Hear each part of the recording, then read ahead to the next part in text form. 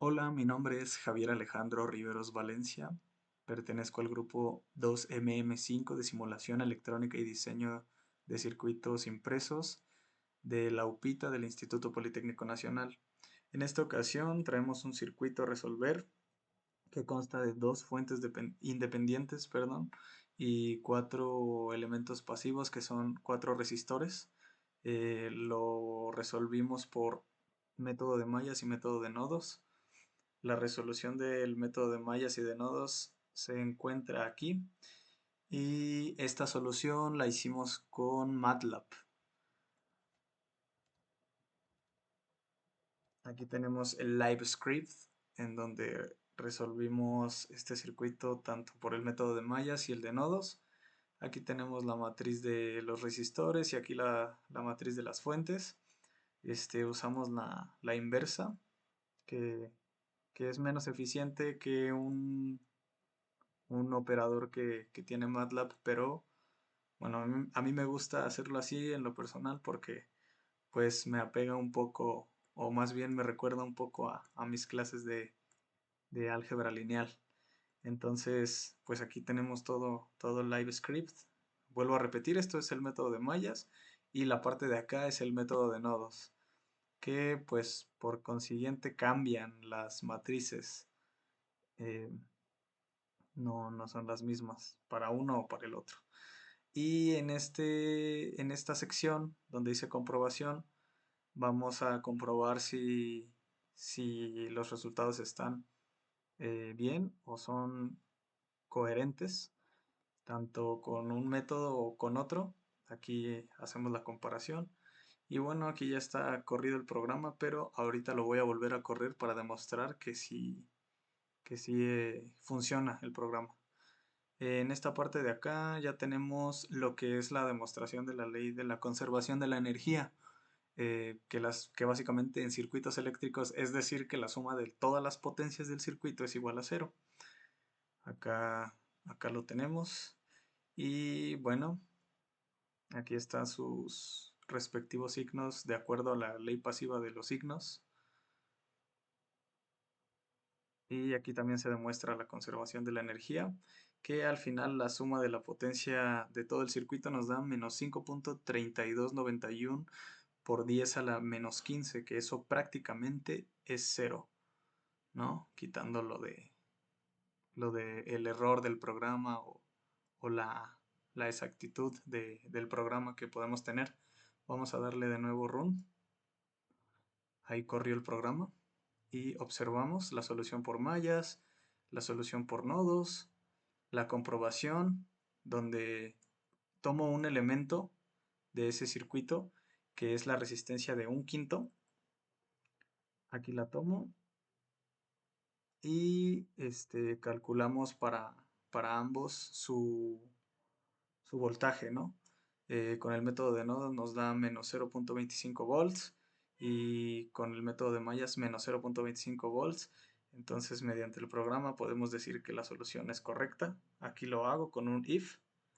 Y bueno, ahora vamos con la ley de la conservación de la energía. Recordemos la definición de la potencia, que es el cambio de trabajo respecto al tiempo. La potencia está dada en vatios, que es lo mismo que decir julios entre segundos o julios entre segundos o joules entre segundos. Y bueno, para circuitos la ecuación de la potencia está dada por voltaje por corriente, ¿no? Pero también podemos tener diferentes variantes de esa ecuación, recordando que, bueno, aquí rápidamente voy a explicar. Esta es la ley de Ohm, ¿no?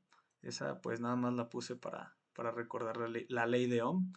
Y esta es la potencia viendo en función del voltaje más bien. Y esta es la potencia en función de la corriente. A cada elemento pasivo se le puede aplicar esta o esta, ¿no? Para sacar la potencia. Esto de acá es simplemente la ley de Ohm, repito. Entonces, yéndonos a esta parte, esta sale de que como la corriente es igual a voltaje sobre resistencia, podemos decir que respecto a la ecuación de la potencia que es voltaje por corriente, podemos multiplicar V sobre R por V, ¿no? Entonces ahí ya sale el V cuadrada sobre R. Y lo mismo pasa con la corriente, es similar. Aquí pues recordemos la ley pasiva de los signos.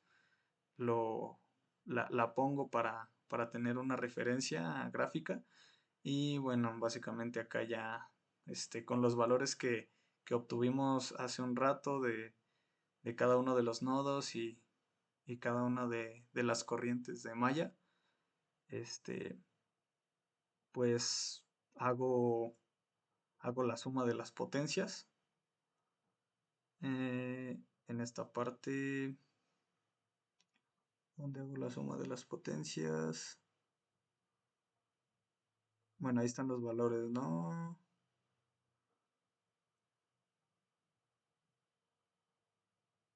Suma de las potencias, aquí está hasta el final, ¿no? Y bueno, esta parte de aquí solamente es para ver si absorbe potencia o entrega potencia a cada uno de los elementos. Básicamente los elementos pasivos absorben la potencia y los elementos activos entregan la potencia, que están denotadas con el signo negativo, es cuando entregan potencia. Y cuando absorben potencia, que son los elementos pasivos, están denotadas con el signo positivo. Esa suma, como bien decía hace un rato, nos da menos 5.3291 por 10 a la menos 15, que básicamente es 0. Y pues, bueno, quiero recordar un poquito el convenio de signos pasivos. Viendo un elemento pasivo, si la corriente entra por el más de caída de tensión y sale por el menos, entonces la potencia es positiva y por lo tanto ese elemento absorbe V por I potencia, ¿no? Respectivamente V por I potencia de cada uno de los elementos. Y caso contrario, si la corriente entra por el negativo y sale por el positivo. Y pues bueno, es básicamente lo que se observa de este lado, estos resultados que tenemos. Y pues creo que eso sería todo de mi parte para la parte de CAS. Ahora vámonos a la parte de CAD. Decidí hacerlo con Multisim. Aquí pues observamos el circuito ya en esquemático y vemos que tenemos amperímetros, voltímetros y medidores de potencia, no recuerdo cómo se llaman, watímetros, no lo sé, no me acuerdo. Lo voy a checar. Pero bueno, el chiste es que nos mide la potencia de cada uno de los elementos, tanto activos como pasivos. En esta parte tenemos las potencias de los elementos pasivos, acá la de los activos y respectivamente los voltajes de los elementos pasivos. Aquí no son los voltajes de los elementos pasivos, serían los voltajes de los nodos. Lo voy a corregir. De nodos. Y aquí serían las corrientes de malla, por así decirlo, apegándonos al método que estamos utilizando. Entonces, bueno, yo ya le di run, pero para demostrarlo voy a volver a darle run. Aquí tenemos pues los resultados, ¿no? De cada uno vámonos con los voltajes de nodos primero. El primero que tenemos aquí, que es el U2, en nuestro caso es 667 milivolts o 0.667 volts. El U1 es 5 volts respectivamente. El U3 que tenemos en esta parte es 5.25 y pues básicamente lo podemos comprobar con el programa de MATLAB de hace un rato. Aquí está 5, 0.6667 y 5.25, ¿no? Y para las corrientes vámonos también de una vez. J1 es igual a 3 amperios. El voltaje de la fuente de corriente es menos 4.5833, J2 3.0833, J3 1.75 y aquí está, ¿no? J3 es la parte de aquí. 1.75, 1.25 que es J3 menos J2 que sería 1.75 menos, perdón, J3 menos J1 que sería 1.3 menos 1.75 más bien. Voy a ir al circuito para aclarar esta confusión. Aquí está, bueno, vámonos al de arriba, que está un poco mejor visto. Aquí está, ¿no? J1 y J3. Entonces el chiste es restar el que va hacia la derecha menos el que va hacia la izquierda. Bueno, el que va en el sentido de las manecillas del reloj y el que va antihorario, ¿no? En el sentido contrario de las manecillas del reloj. J3 menos J1, que sería esto de aquí. J3 1.25 menos J1 quedaría menos 1.25 amperes, ¿no? Entonces ahí está. Y bueno, las potencias de acá más estas potencias que son negativas, estas positivas más estas, nos da cero. Ya lo demostramos hace un rato y creo que de mi parte sería todo. Y pues bueno, muchas gracias. Que tengan un bonito día.